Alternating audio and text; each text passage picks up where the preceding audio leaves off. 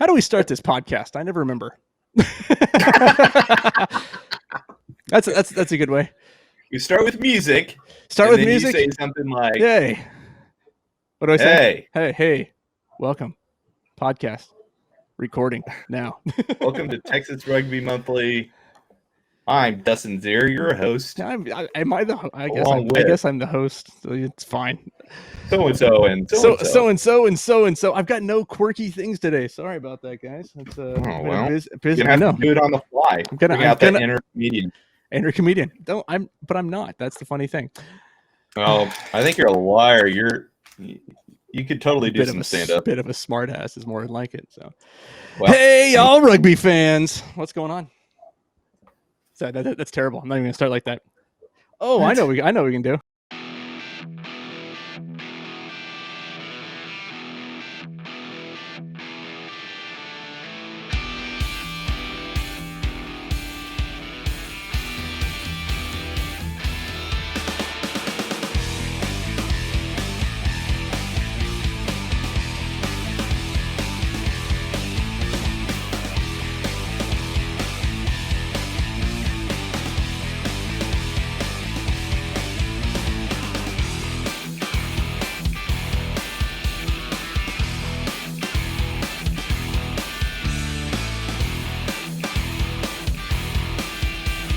Howdy, all you Texas rugby fans from the north to the south and the east to the west. We're back here, Texas Rugby Monthly. Grant Cole over in Houston. Rick Collins. Oh, wait, hold on. Is that Rick? Rick, is that you? God, I don't recognize. It's me. It's Rick. Rick Collins up there in Dallas without a beard. For all of you listening to the podcast this week, clean shaven, looking 3 months younger. And I'm Dustin Zier down here in the capital of Texas. That's in Austin. For those of you that don't know, that listen far and wide. Hey guys, fun fact you should know. We had 2 people listen from the great state of Massachusetts last week. Oh, nice. So Massachusetts. Massachusetts. Hey, this is the hardest to spell. Yeah, I know. This, ladies and gentlemen, is the June episode of Texas Rugby Monthly, actually recorded in June. Surprisingly, guys, we managed to make it this time. For those of you that tune in on a monthly basis, hey, thanks for tuning back in. We sometimes have a tendency to have shit come up and we can't do it. So what are you going to do? Sue us. So. But we're here to talk. What's that? Go ahead. So Dustin, what are we going to talk about today? Honestly, I have no idea. There's rugby. We're also going to talk about some rugby. We're going to talk about rugby over in Houston. Is there going to be any rugby on this podcast? You know, by the end, my goal is to hopefully get to a little bit of rugby. So we can talk there about. There might be an extra side of rugby after that too. Extra side of rugby, smothered with a little bit of that white rugby over top. You know, that white gravy rugby that's really good. I do like some brown gravy too. So you can smell the rugby. So now that we've identified what they're going to talk about, Rick, what's happening up in Dallas? Rick, I before we get to that, I want to say that I was a little frustrated with the Jackal in the beginning, but wait, the mascot or the ownership? The mascot, but the owners of the Jackal showed up at the Texas Cup match at Aviva Stadium, and brought the Jackal mascot outfit with them, and one of our scratch guys, one of our scratch guys. I'm sorry. I'm sorry. What was that? Is that Freudian? One of the guys that gets into our scratch mascot uniform got to the Jackals mascot uniform, and was going around the stadium during that match. It's pretty cool. Well, that's disappointing that we don't have an actual mascot guy. Considering that Rick was applying for that job and didn't get it too. Like Rick wanted that job as the mascot and he couldn't even get it. They're not even giving it to him. Oh, hey, we'll get to that anyway. In a little bit there, Mr. Cole, that Texas Cup match, because that was fun. No. Well, I know, but I was just talking about the Jackals thing. The owners group was here, was at Aviva, as well as your mascot. Yeah. And hey, they're always going to be close behind the president commissioner of the league, George Killebrew, since he is in the Dallas area. So they'll follow along with whatever George says they need to do. Wait, hold on. So the big question up in Dallas now then, is George Killebrew the mascot for the Jackals? Bum, bum, bum. Ooh. Well, never seen in the same place at the same time? I would say that if he was the mascot for the Jackals, that outfit needs to be a little bit longer. he's a tall dude. That's too bad. Hey, let's kick it off. One of the things I was going to mention is the fact that Jax has been showing up at different events around the area. I know that, he did show up there in Houston for the Texas Cup. He's shown up in Austin.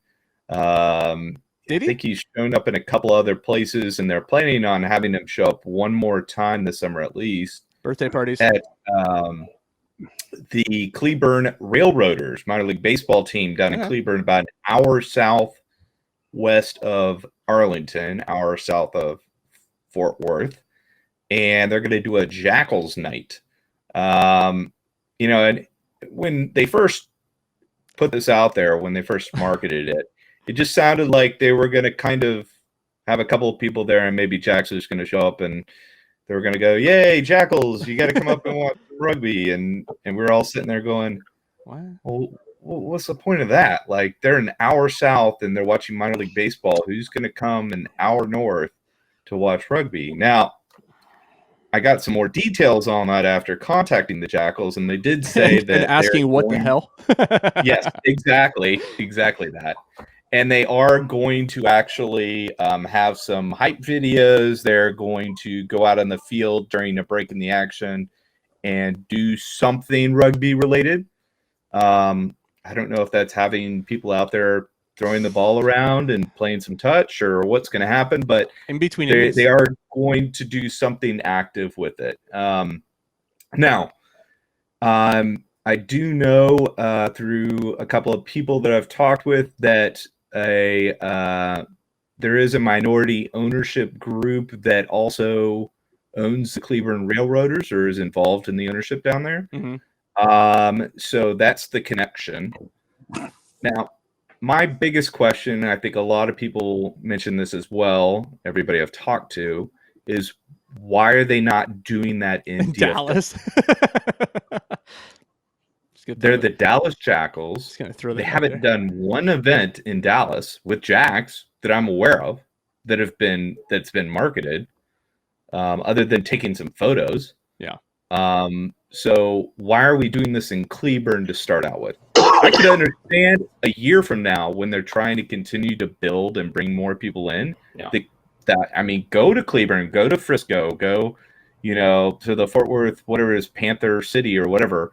Like, go to these places and recruit people to come. But if you're the Dallas Jackals playing in Arlington, wouldn't you want to get people in the area who actually, a 10-minute drive down the road or, who are rugby players in the area? Would you want to get them involved? Grant Cole, now, Rick, if you were a logical ownership team. Are you just going to leave it at that? I would agree with you. Yeah. But has there been anything that the Jackals ownership team has done that is logical? It's disconcerting at best. So I'm trying to find some upside for you here, okay? Yeah. This is going in line with what they always do. Yeah, they're doing something, and they're going in line with what they've always done. It's not making sense to anybody else. But who cares? It makes sense to them, right? They have a reason for it. Rick, it's another point to bring up is this Jackals podcast that they're doing, and they've done I think 2 episodes in 3.5 months. How is that going to bring in people in interest? I don't get it. We don't have a team. Two things to point out. How do we feel about that? That was one. It's so podcasts, if they wanted to grow, pretty sure that the podcast y'all are listening to right now with these three handsome headed hydras. So a little bit bigger following than they have right now on their podcast. So maybe they would like to come on and talk about some things in Jackal Rugby with us. We'll throw that out there to anybody listening. To go back on Grant's point, you're saying it doesn't make sense. It's a lot like wiping before you poop. It just doesn't make sense, right? And yeah, right. I don't find everything is just kind of, somebody was given the keys of the kingdom, and it's like they took a big wheel and said, "What do we want to do?" And, and spun it around and goes, "We're going to send somebody an hour and a half south." Like, great, okay. We send them 12 blocks south first. One thing that makes some sense is they're doing youth summer camps. Now they are charging an arm and a leg a bit for these youth summer camps. And I would say normally that's a great idea. July 6th through 8th, they're going to have first and fourth graders through fourth graders. July 13th through 15th, they're going to have fifth through eighth graders. Normally, I would say this is a great idea. Yeah. And I was trying to explain to somebody that that is connected to the Jackals that normally I would say it's a great idea, but because of people involved with the Jackals historically, things like this have not gone so well.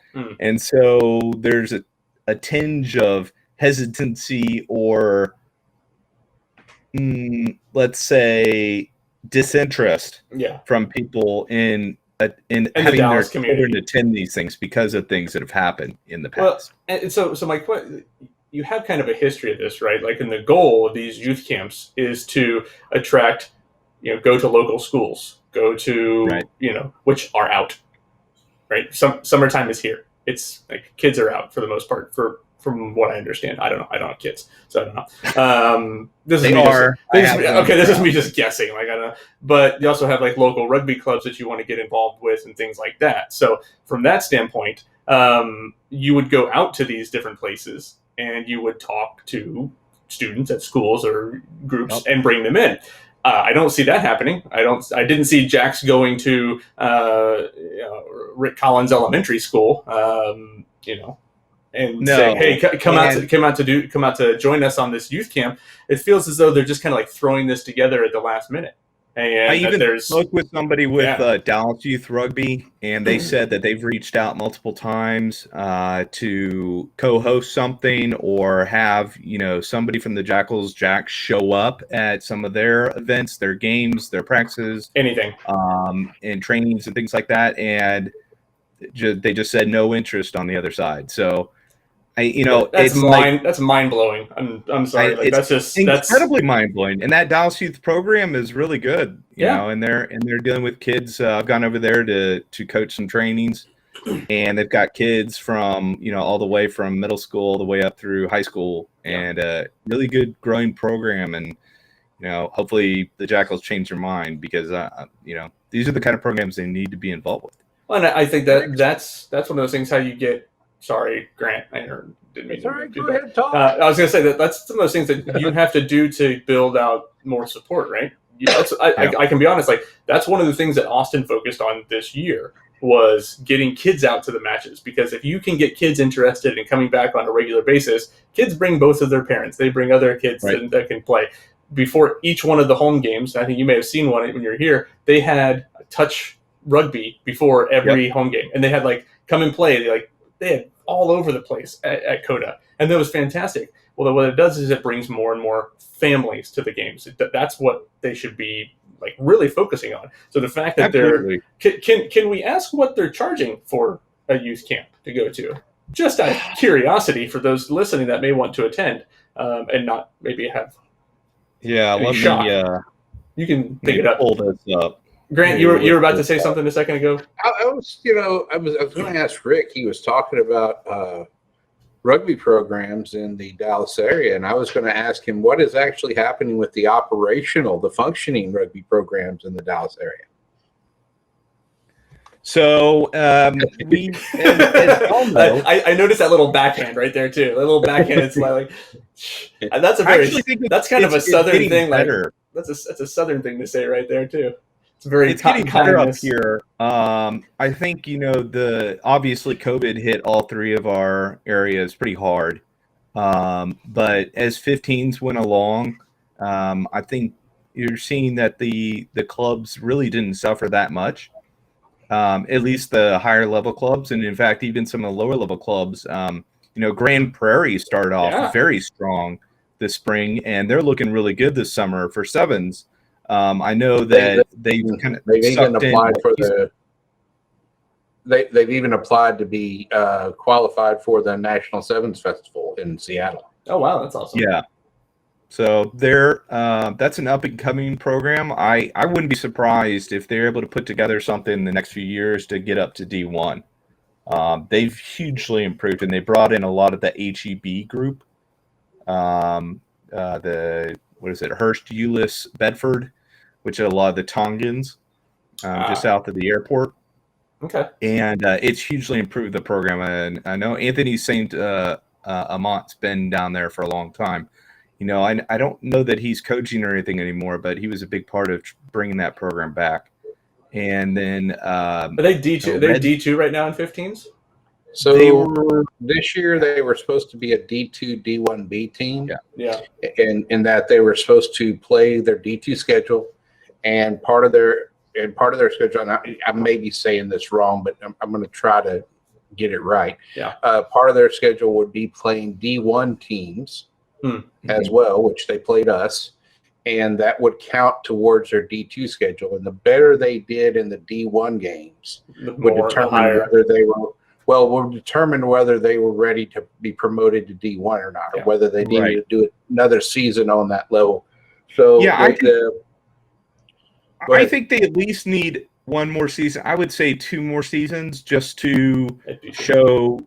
Not that they're good enough to play at that level, but they can do it consistently. I think one of the issues is you get a program that's playing D1 level competition and is ready to move up, but if it's a newer program, are they going to be able to do it year over year? And I think that's the genius with the D1B set up in the TRU.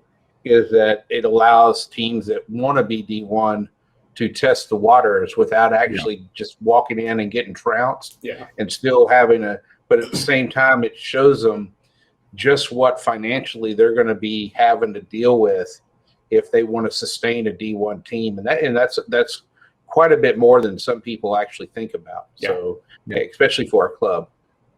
So real quick, go back. The summer rugby camps for the Dallas Jackals would be $90 per camper for the weekend for that 3-day period. Yeah, that's 75 down here. That's not terrible. I was expecting 110 if you want a replica ball. So it's not bad. So 90. But this is So I think this is the concern that, a lot of people have here is that there's a certain person within the organization who has put on camps before and things have not turned out as were expected. I wasn't there for any of that, so I can only speak to what I've heard from a lot of different sources. And so there's hesitancy to trust what's going on, especially with youth camps. Yeah, it's understandable. Now the Reds though started off 2-0 in the 2 major tournaments, the Lonestar Sevens up here in Dallas, and then Bloodfest, which was just this past weekend. And I don't have any details from Bloodfest in terms of how teams played. I know there was a team from California that joined, teams from all over, and a couple of new teams that are in the DFW area that are now not only playing some sevens kind of socially, they've actually been approved for membership within TRU. Oh, really? Along with Little Rock Stormers coming back to TRU. So, but we can get into that a little bit later when I have some more details on that. It was just something that came across today. So I will say that our boys were very impressed with the quality of play of the Reds. We faced them in the first round in the first elimination round for the title, and we went 2-1 on the day in our pool, getting beat out by the Huns. And when we went into the Reds, we gave them a good game, but they were just in sevens wise. the Reds seem to have, I think, 4 people on them that are 7 specialists, guys who didn't even play 15s this year. They spent the year traveling abroad, playing 7s wherever they could, in the larger international tournaments that we're still running even with COVID. So they put together a pretty solid team there. And then it looks like, and I could be wrong on this, but it looks like that the Gorilla team is basically a development 7s team for players who will eventually go into the Dallas Reds team. So, and the Gorilla teams, they're young, at least last time I saw them, very young, like high school, college guys, like high school, college. I mean, and some guys who are just fresh into the sport itself. From what I could tell, like again, this was they've also got a great 7s coach in Mickey Patterson. Yep. I mean, he is one of the better 7s coaches in the state here. So, I mean, and Dallas, for whatever it's worth, you guys do have a lot of 7s coaches up there that are higher up on the scale. I mean, so awesome. So, Dustin, I wanted to filter down since you had Bloodfest in your backyard. It was in my backyard. I unfortunately did not get a chance to make it out there. I got tied up with work. So I know. Hey, man, I spent the week before tailgating and having a great time in the 100-and-something degree temperature, watching Toronto melt right in front of our faces, seeing the greatest try in MLR history, which we'll get to in a minute. We'll talk about that for a while, but so Bloodfest was, for all intents and purposes, went off really well from all I understand. It was on Flow Sports or Flow Rugby for the first time ever, so that was pretty new, a pretty unique situation to actually get that tournament there.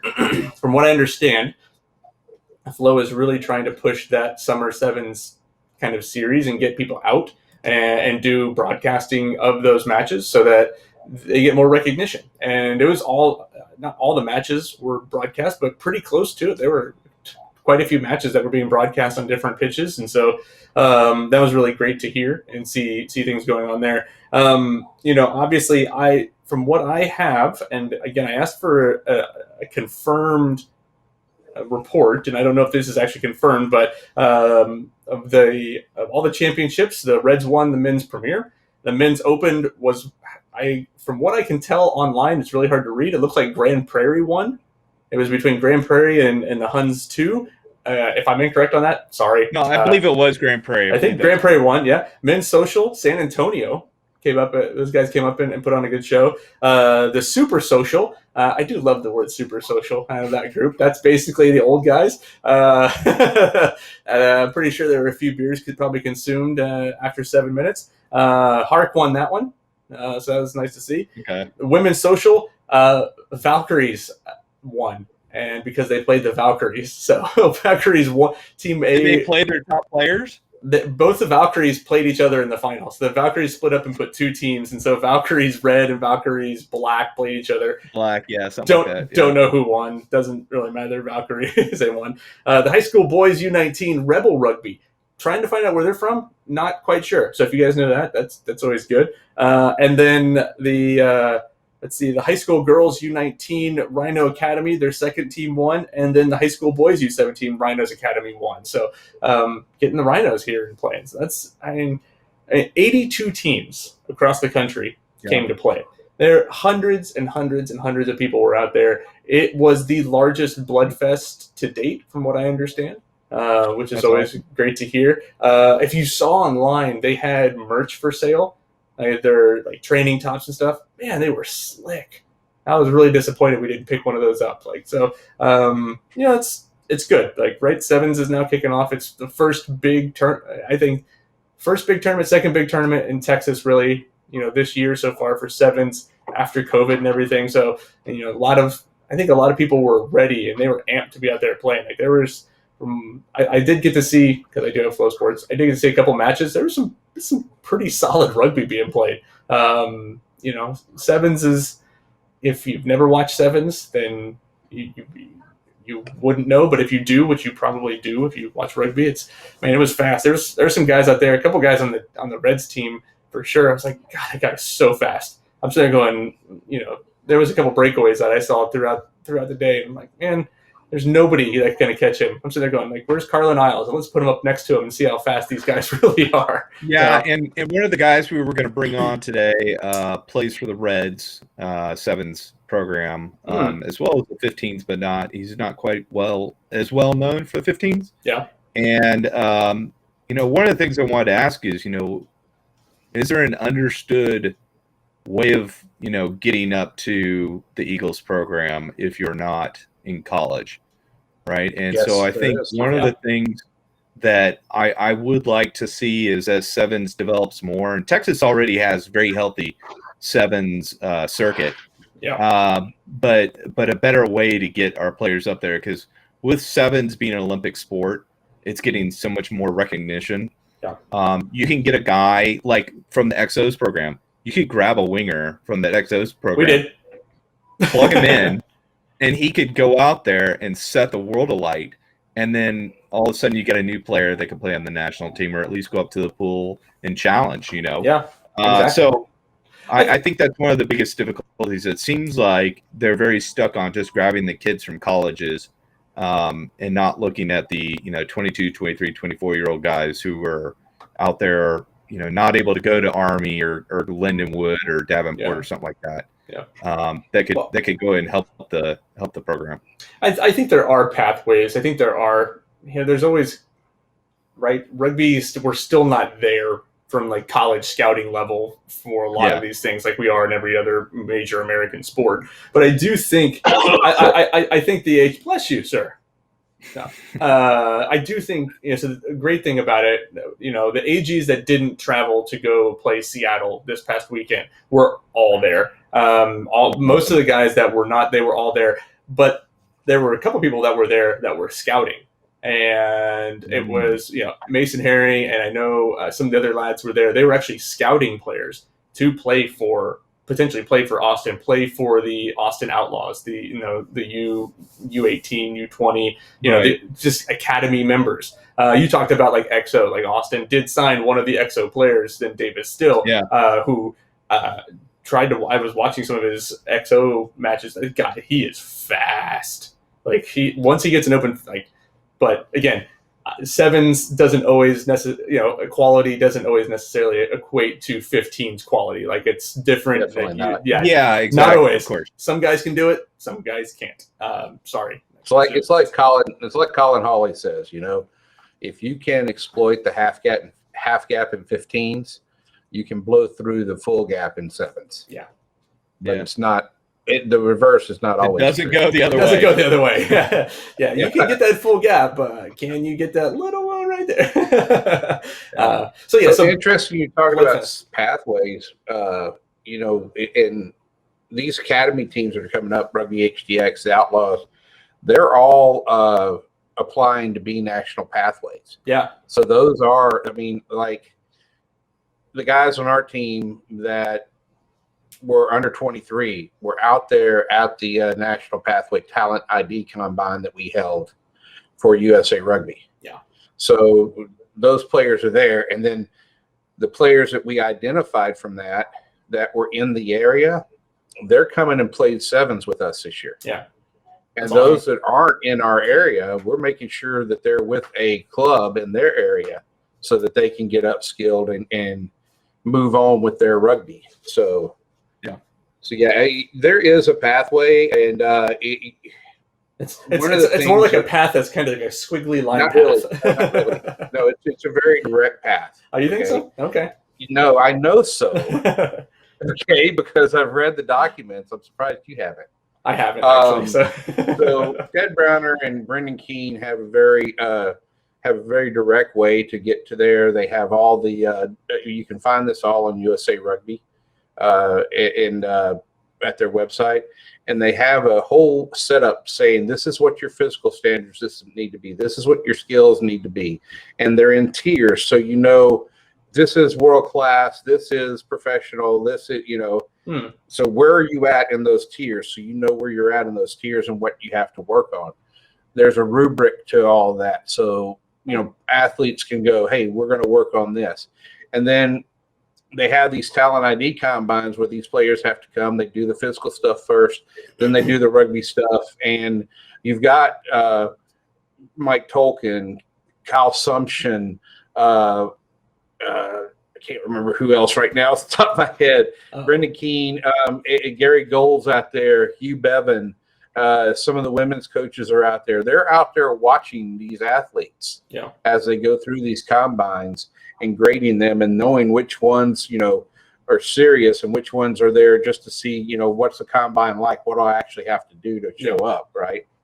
So there is a pretty definite pathway. This year is just the talent ID portion of it was the beginning, and then the talent development is coming on the backside of that with the academy teams that are part of the pathway, such as ARPTC. They're a part of the pathway for women. Rugby HTX and the U18s here, they're part of the pathway for men.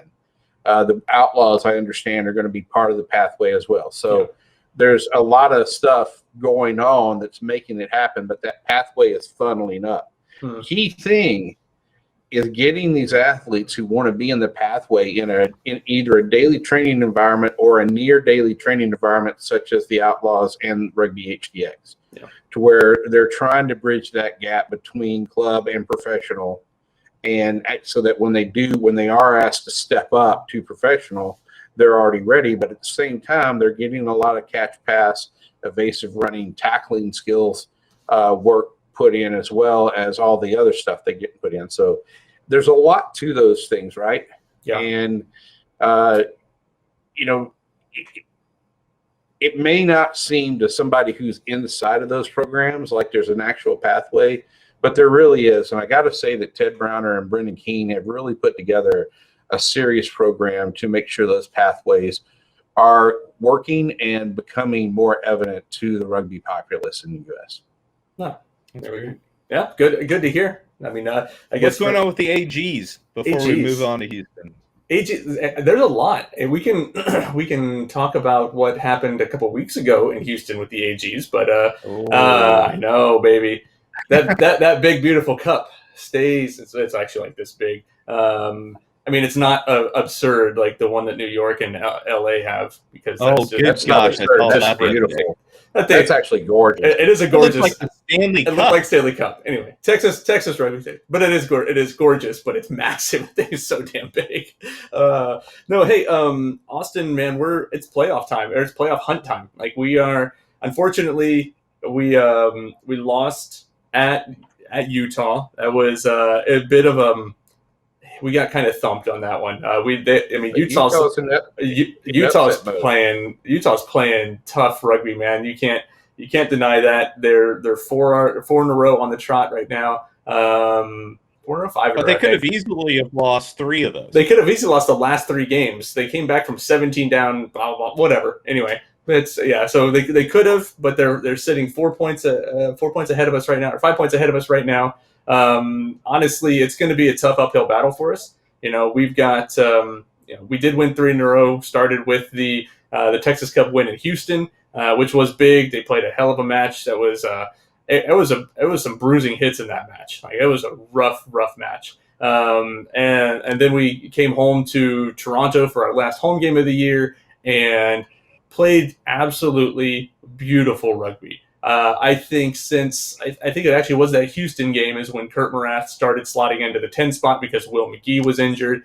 I think that Kurt has been just a pivotal role, just working the field. Like, his, not to give Mac Mason like any kind of slight or anything, because he played great at 10 with Will at 15, but I just think Kurt has really opened it up. The team is really moving the ball around. We're finally putting points on the board. For most of the season, we were winning like 17-3, 17-10. Like, we weren't scoring a whole lot of points. Now we're scoring 35, and we scored 40. Was it 45 against? Oh, I just forgot what the number was. It was 47. Yeah. 47 against Toronto. That's the most Toronto's ever given up in a single game. And the greatest try in MLR history. Lerome White picking the ball off, getting redemption from the week before, and becoming a meme that people were kind of making fun of on the Rugby Network, and he takes off for 3/4 of the field try. So big props to Lerome, the prop, because he was playing. He'd already started playing for probably about 40 minutes or so. So he had been on the pitch. He came on 27 minutes in for Paddy Ryan.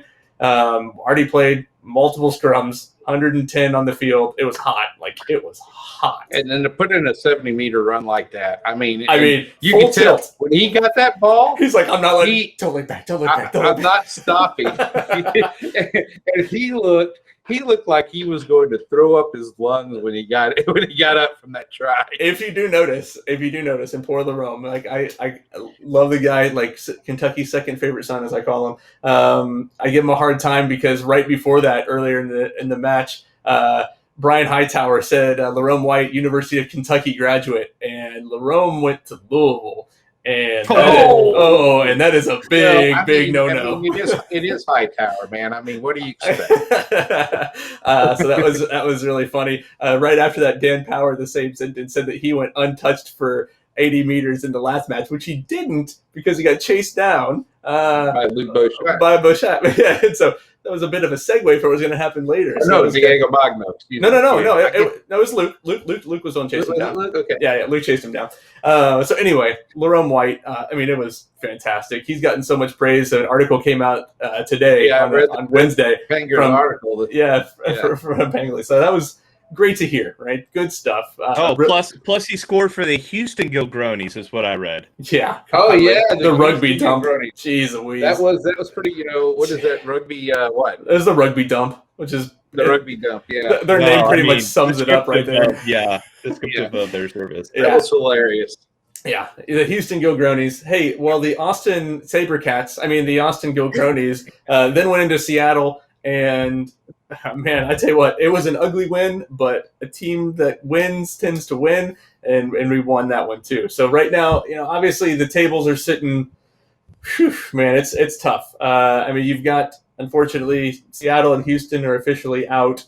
San Diego pretty close to being out, but LA. I don't think anybody's going to catch. San Diego needs a lot of they need LA to lose, Austin and Utah to lose and not get bonus points. Yeah, and they need to get all their bonus points. Yeah. it's gonna be tough for San Diego to even make it to playoffs. Again, with us sitting 5 back, we are. There's hope that we can potentially play play LA and win. Will agree with me on this. I don't think that. Whether y'all make the playoffs or not, this has been a hugely successful season. Oh yeah, absolutely. Oh, there's no doubt about it. The success that we've had, what a turnaround. I do. Yeah, a turnaround from terrible team to what we're doing. I think Sam Harris and Mark Gerard are doing an excellent job. The organization itself is just absolutely phenomenal. They've been doing good things. There were I didn't get the official count, but there were over 3,700 people at the match against Toronto. I can tell you that place was rocking. It was loud. It was Pride Night. People were just up in the stand swinging their towels, and on the Rome's try, the place erupted. In the midweek games. Yeah, I know, man. Stop it. It wasn't us. It wasn't me. So I can't. We only had one midweek game. I think it was LA had the other one too. But we'll see. It's going to be. I have. This may not come out in time, but on Thursday tomorrow, we are at 4:00. We're doing a live broadcast. We're actually sitting down with Sam Harris for about an hour to talk a little bit of rugby with live Q&A. So if you guys aren't doing anything, you can come on and ask some questions of Mr. Sam Harris. Good stuff. We'll see. Overall, Texas Cup win for us. That stays here for the whole year. So that's good. And I'll leave it at that. With all the good stuff going on here in Austin, and now over to the losers of the Texas Cup. Well, I'm going to get up for a minute, and don't go away. I have to go get the SaberCats award for this year. Okay, we're waiting. Stay with me for just a second. Look, do you think he actually reads those? I don't know. So for those of you listening to the podcast, Grant Cole has departed. I hope he's going to get a bottle of tequila or something. Hey, welcome back, Grant. Do we ever read the books there? The 200 cookbooks over my shoulder? No. Yeah. Have you seen me? It's all. Have you seen me? Yes, you did. You just get read. Okay, got it. So I just Grant, want to let you know, I have been entrusted with the SaberCats Award for this year in the MLR. Wooden spoon. You know what? Actually, you could theoretically not get the wooden spoon. Theoretically, we are not going to beat the Seattle at home. With Seattle's on the upswing right now. We are not on the upswing. But have faith. We could. There's a chance. There's a chance. It's just hey, we've got a coaching change coming up, and the team knows about it. And I mean, you're seeing that in the play. We're putting in a first half against Austin that's very physical. Yeah. Against LA even. LA, yeah. I mean, half against LA was tough. Yeah, our first half against LA was good. Our first half against I can't remember who we played last week. Anyway, ATL. Maybe not. Our first half against ATL. I mean, we were still good there, but the ball was so slick there. I don't think anybody. Did you play? A monsoon was in it. I was trying to figure out what was happening. Was it actually raining during the match? There was a monsoon. Yeah. It was okay. You couldn't see it from the camera.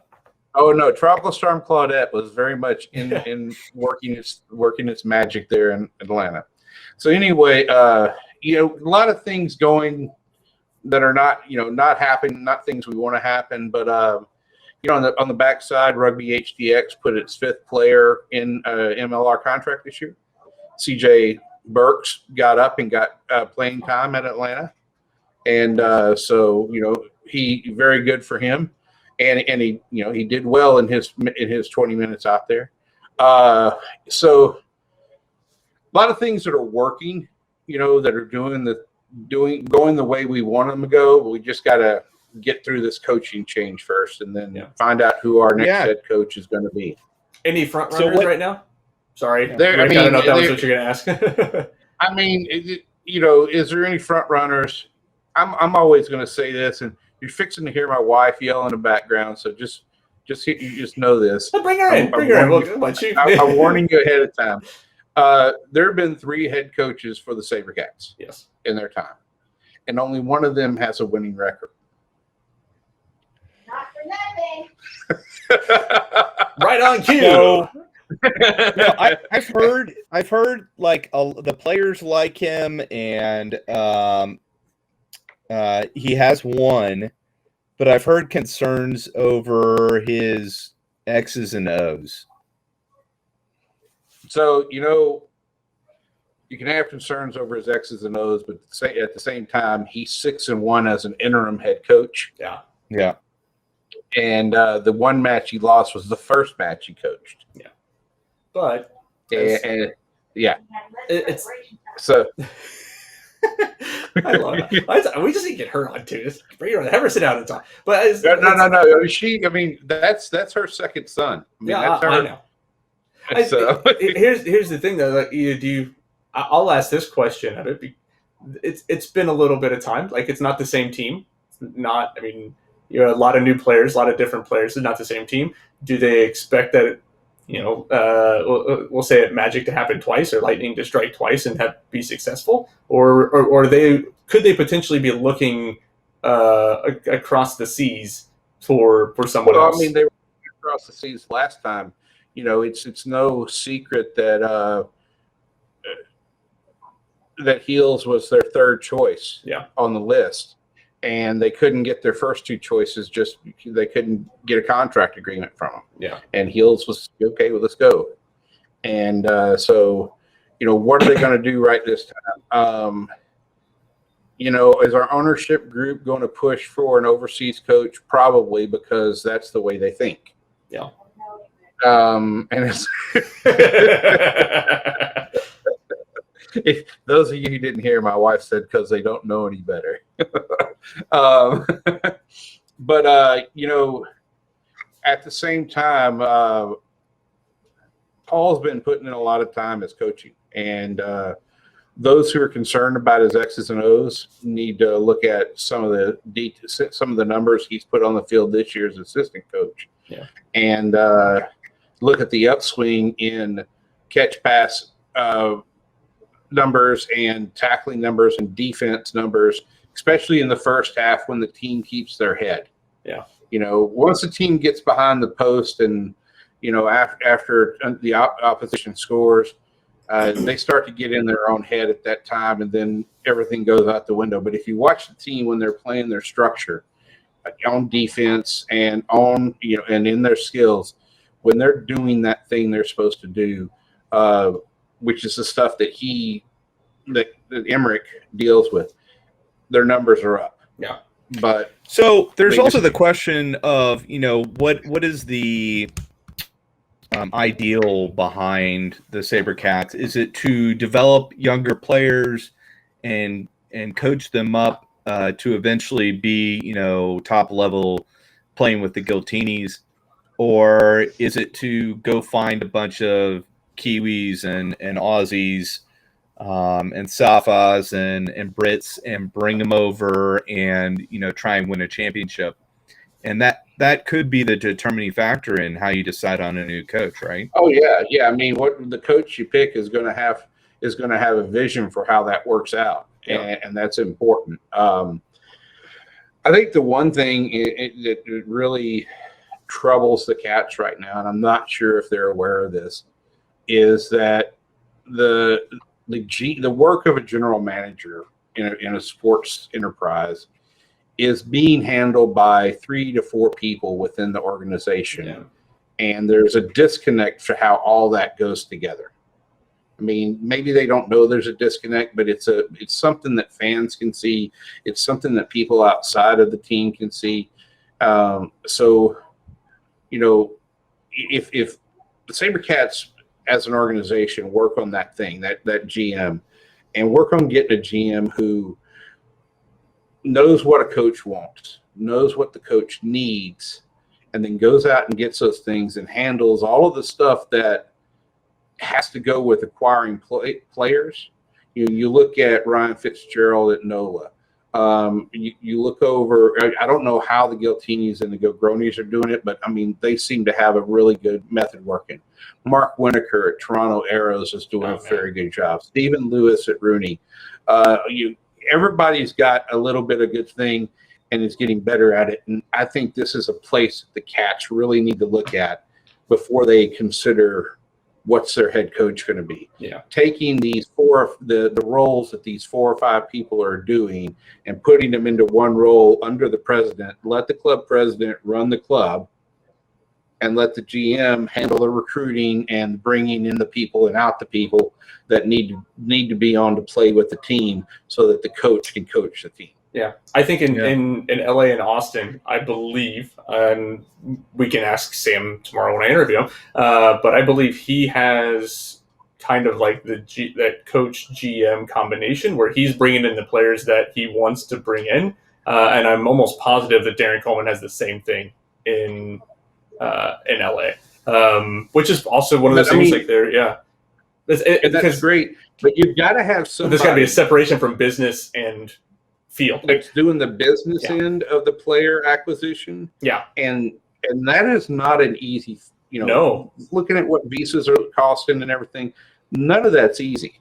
Or just the delays and stuff. Yeah, there's a difference between putting together a list of all the players that you want at every position and everything, and then getting them here, and then actually getting them here. Yeah, right. Exactly. Yeah, because I know that they were. So one of the things I forgot to announce, it's kind of a big announcement, but it went under the radar last week. Really, was Lockie McCaffrey finally got here. Yeah, he's been Lockie McCaffrey, who played 8 behind Pete Samu at Brumbies.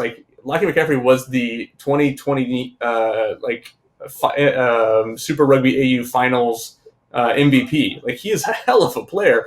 Went unrecognized kind of last week and all the stuff going on. But the great thing, the unfortunate thing about it, he was supposed to be here a month ago. But so you need somebody, like you're saying, that can handle visas, handle getting the people here, working the contracts, handling that aspect of it, who understands sports business In some cases, probably a little bit of sports law too. No, understands the player side of the business. Yeah, because there's a whole being the commercial development side of the business. Yeah, that's keeping different. butts in seats, making sure your venue stays rented out.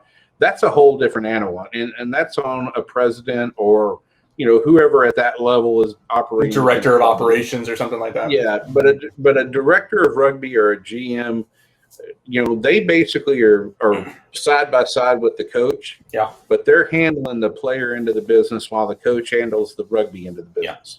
Yeah. So, and that's what I think is something needs to happen at here in Houston. But hey, I am not that guy to make that decision, right? I wish I was. You're not you throw your name into the hat? No, I'd throw love your to. hat into the ring. No. If I throw my name in the hat, it's because I've won the lottery and I'm buying the team. So see, this is something I've thought about this. Like, do we buy a team? I don't know. Like, that seems like because everybody. I know. I would too. I think everybody knows that you don't make money. You don't make a whole lot of money. I want to be that silent owner. You're gonna be the silent owner. Like Mark Cuban. Right? Yeah. Don't get me started on that shit. So, other than the SaberCats, things going on with the Hell or High Water Sevens is this weekend up in Spring, up the top near just south of the Tomball Airport. And then in 2 weeks, HDX Sevens, what we're going to call the Battle on the Bayou. All right. And our trophies are going to be wrestling style belts, like championship belts. Yes, that's awesome. Nice. Please get some photos of that beforehand. We will. So and then our post match theme will be wrestling themed. Okay, very nice. So there may be news in my pocket next week. I'm meeting with a certain somebody here locally tomorrow. Mark Cuban. No, I wish it was Mark Cuban. I can get him to respond to an email, but I can't get a meeting with him. What, Mark Cuban? Yeah. Or the other person. Oh, that's good. Cuban, yeah. We'll work on it. Yeah. And then also Cherry Bone Sevens will come up after that. So there's like 3 weekends of rugby in a row here in Houston. And then I think it comes back up north. And then it swings back north. And then Shreveport, and there's one in Shreveport's at the end. Energy Sevens up in OKC. Yeah. And then there's River City Sevens in Austin at Burfield. Yep. So River City, I forgot about that. Yeah, they down near they do it down near the river. I can't remember exactly where. In a van. No, they're doing it at Burfield. They're doing it at Burfield. I remember that. Yeah. Oh, okay. No, it's not. It used to be down near the river somewhere. In a van. In a van, yeah. Probably. Hey, that's a lot of rugby. We had rugby. It is a lot of rugby. We talked about some rugby. We had some. We took a bit of time, and then rugby. And we had some overcooked rugby. Then we really got some fresh rugby in there for everybody listening and watching. Guys, I sprinkled a little rugby on top of our rugby. I do appreciate that. Hey, if you want to get rugby gear, hey, fun fact you guys should know. I saw, besides myself, well, I didn't have it on because I had a regular kit on. There were 2 people in the crowd at Austin that had Gilgroniak shirts. Nice. Yes. So there's 3 of us, or 4 of us with Rick. You're saying it was a small army. Gilgroniak stuff, that was great. There's somebody who was walking by the tailgate, and I was like, and I'll be down in Houston this weekend for the match. I need to get my ticket. Last home game in Houston. That's okay. Yep. Just I bet Grant's got free tickets for you. He can give you. Oh yeah. Yeah. You got that, and then somebody else let me know that they ordered some brand new Rugby for Texas. Very nice gear, which is awesome. The guys at the rugby shop, they were kind of they fixed. There was an error on one of my shirts, and they fixed it, and they're sending a new one out. So that was good for them. Really happy about that because hey, all proceeds go to charity for that because that's awesome. In Texas, because it's Texas Rugby. It's Texas Rugby Monthly. There's more rugby going on. Hey, you know that? Do you know what else is kind of great? thanks to Mr. Rick Collins for at least bringing it up and almost getting us there. We have a Twitter handle. Hush your face, kids. Shut your mouth. Quiet your mama right there. Hey, we're on social medias. We're on social media. Yeah, we are finally, I guess. However, it's like I just retweet everybody else's shit.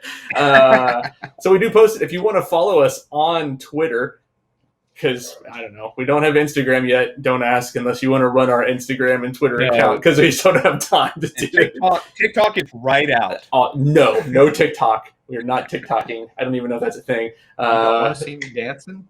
No, I really do. I do want to see you dancing. I think I do want to see that. Hey, but our Twitter handle, TX Rugby Monthly, at TX Rugby Monthly, because Texas Rugby Monthly was just really long, and I was just trying to shorten it up a little bit. So TX Rugby Monthly, man, it's June. It's hot as hell in the state of Texas, gentlemen. Only going to get hotter. It's only going to get hotter. This time, Hot as hell says it's hot as Texas. It's hot as Texas. Make sure your thermostats are set to 84 according to ERCOT. Fuck out of here! Get out of here! Best meme I saw was somebody saying ERCOT says turn your thermostat to 84, and it was the guys from the pawn shop says best I can do is 72. But the next time that we chat as a group, gentlemen, the MLR will be in playoffs. Who will be in? Regular season done.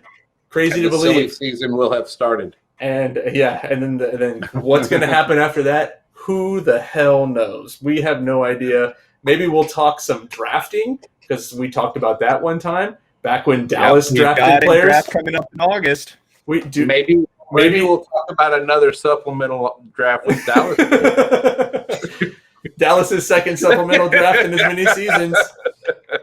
I hope that Dallas drafts the best players so that Austin can reach in and snag them up.